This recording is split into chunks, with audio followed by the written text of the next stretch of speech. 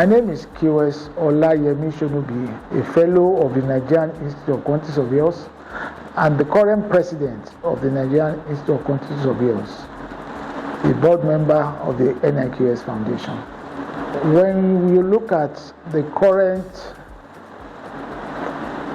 change in weather and climatic conditions, there have flooding the whole of the Niger Delta and some parts of the central Nigeria will be overtaken by flooding. People want to ask the question, 30 years ago, we didn't have so much flooding in those areas. How come we have them now? And there is this belief that is due to the climatic change as a result of our actions. When I say action of the people living on the earth that has led to the depletion of the ozone layer, so much so that the heat that is being generated has led to the melting of the ice in the Antarctic region. And this has led to the rise in the water, in the ocean, the level of the oceans and the rivers. Now, because of all of that, you have more flooding, you have more hurricanes, more what we now call natural disasters than we had before.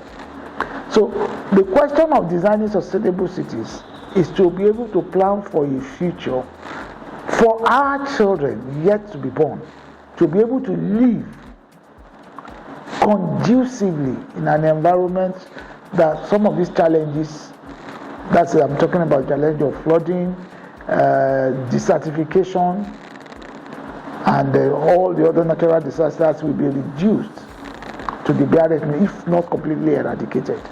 So it's more of planning for tomorrow by making sure that our today is well taken care of. Well, sustainability is, for me, similar to how do we maintain the quality of life that we have so that we can continue to enjoy the same quality over and over. I mean, like I said, 30 years ago, we really have the kind of flooding that we have now. Incidentally, last week I was in Yenagoa, and on my way back to Port Harcourt from Yenagoa to board the flight back here to Abuja, I experienced firsthand the flooding in most of those areas. And for most people, maybe outside that area who are not aware of what the people there were going through, maybe what they only saw are the video clips of the flooding in Lokoja, which is as a result of the overflow of River Niger down its tributary. Well, but like I said, 30 years ago, 40 years ago, this flooding phenomenon was not as devastating as it is now. For instance, in Yenagoa, I was told they experienced something like this in 2012. That was about 10 years ago. Now, rather than for it to abate, it seems to have gotten worse. So, when you talk about sustainability for me is for us to maintain the same quality of life that will ensure that our people can carry on their daily living without fear of natural disasters. For me, when you talk about sustainability, what you are only saying is that how do we make our environment livable so that we can continue to have the quality of life that we enjoy. I'm sure the others that come down south to feed the animals and maybe stray into the farmlands and so on, but I would have preferred to stay up in their own environment if it was conducive. Why would somebody want to leave Sokoto and go down to Ondo or Akure and invade somebody's farm or live in the bush for weeks if it could just stay? If we had enough feed, natural feed for its animals.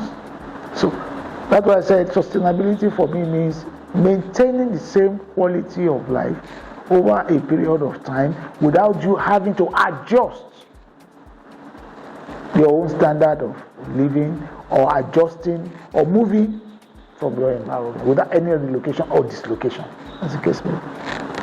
Well, my major motivation is what I said earlier, ensuring that everybody had good quality of life without necessarily relocating or having some dislocation. A situation where flooding has taken over an entire community and people had to leave their homes that they've built from their own sweat, so that they can be encamped in a displacement camp somewhere and live like refugees. I'm not sure it's something that is palatable. Or a situation where an Haida leaves his natural enclave, maybe in Sokoto or Katsina, to come down to somewhere in Osun State, just as to be able to get good quality feed for his animal. I think when I look at things like that, it's one of the things that motivate me thinking about, yes, sustainability, that's improving the quality of our environment so that we all can live in peace and harmony.